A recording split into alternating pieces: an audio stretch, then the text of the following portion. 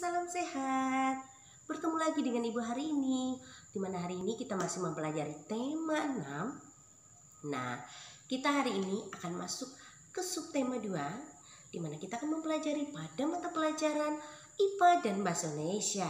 Nah, mari kita bersama-sama masuk dan mempelajari mata pelajaran kita pada hari ini. Kita bersama-sama membaca teks pada halaman 69 tentang perpindahan panas atau kalor. Tahukah kamu mengapa api kompor dapat memanaskan air dalam panci sehingga sayuran yang ada di dalamnya menjadi matang? Nah, ketika kamu memasak sayuran, panas dari api kompor berpindah ke dalam panci, kemudian panas tersebut berpindah ke dalam air sehingga air menjadi panas, dan panas yang ada di dalamnya menjadi matang atau sayuran yang ada di dalamnya menjadi matang. Sama juga seperti letak matahari dari bumi sangat jauh, yaitu sekitar 152.100.000 kilometer. Akan tetapi panas dari matahari dapat berpindah atau merambat ke bumi sehingga kita dapat merasakan hangatnya suhu matahari. Panas dapat berpindah dari suhu tinggi ke suhu rendah. Nah, sekarang bagaimana panas dapat berpindah? Panas dapat berpindah dengan 3 cara, yaitu konduksi, konveksi, dan radiasi. Konduksi adalah perpindahan panas tanpa disertai perpindahan zat perantara. Contoh konduksi adalah panci logam yang dipanaskan karena diletakkan di atas kompor yang berapi. Selanjutnya, konveksi adalah perpindahan panas yang disertai dengan perpindahan zat perantaranya.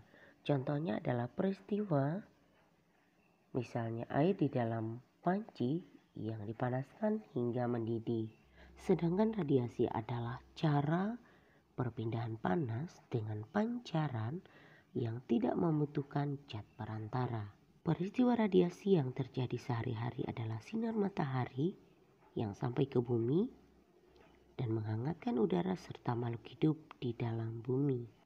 Setelah membaca teks tentang perpindahan panas atau kalor, diharapkan nanti kalian bisa menemukan hal-hal penting, arti dari tiap kalimat dari paragraf, baik paragraf 1, 2, dan 3. Nah, masih ingatkah kamu bagaimana cara menggali informasi dari teks menggunakan peta pikiran?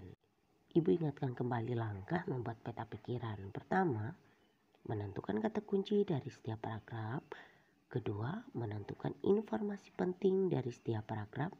Dan yang ketiga, menghubungkan informasi yang berkaitan dengan garis penghubung. Pertama, kita baca dulu teks bacaannya, kemudian menentukan kata kunci dari tiap paragraf, baik paragraf 1 dan juga paragraf 2. Kata kunci dari paragraf 1 adalah wood spire dan paragraf 2 adalah lezat. Berikutnya kita buat peta pikiran dengan judul teks yang sudah kita baca. Dari paragraf 1, wood spire adalah teknik memasak dengan tungku besar dari kayu bakar. Paragraf 2, kelebihan wood spire adalah aroma makanan lebih lezat dengan keharuman makanan yang khas.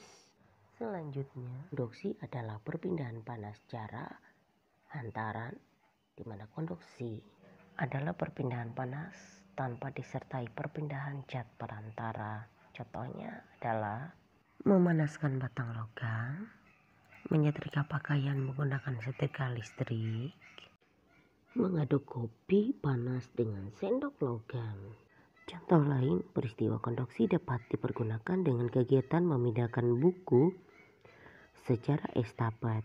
Berikutnya adalah perpindahan panas secara konveksi, di mana perpindahan panas secara aliran. Perpindahan panas yang disertai dengan perpindahan zat perantaranya, di mana zat perantaranya ikut berpindah. Hal ini tidak terjadi pada zat cair dan juga gas.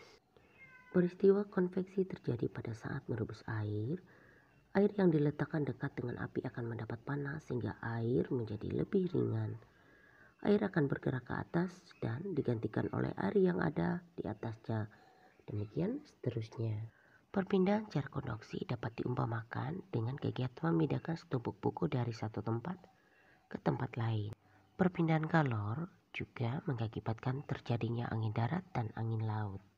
Angin darat terjadi karena udara di udara atau di darat pada malam hari lebih cepat dingin daripada udara di laut, sehingga udara yang berada di atas laut akan naik dan udara dari darat akan menggantikan posisi udara yang naik tadi. Kemudian angin laut terjadi karena pada siang hari daratan lebih cepat panas dibandingkan di laut, sehingga udara di darat akan naik dan udara dari laut akan mengalir ke darat menggantikan tempat udara yang naik tadi. Keadaan ini digunakan oleh nelayan untuk pergi melaut pada malam hari dan kembali ke darat pada pagi atau siang hari. Contoh lainnya adalah penggunaan cara buang asap pada pabrik, kemudian pemanfaatan ventilasi sebagai sirkulasi udara. Di dalam ruang juga memanfaatkan perpindahan panas secara konveksi. Dan terakhir adalah gerakan balon udara. Ibu cukupkan materi pembelajaran kita pada hari ini, baik IPA dan juga Bahasa Indonesia. Sampai bertemu pada materi pembelajaran berikutnya. Terima kasih.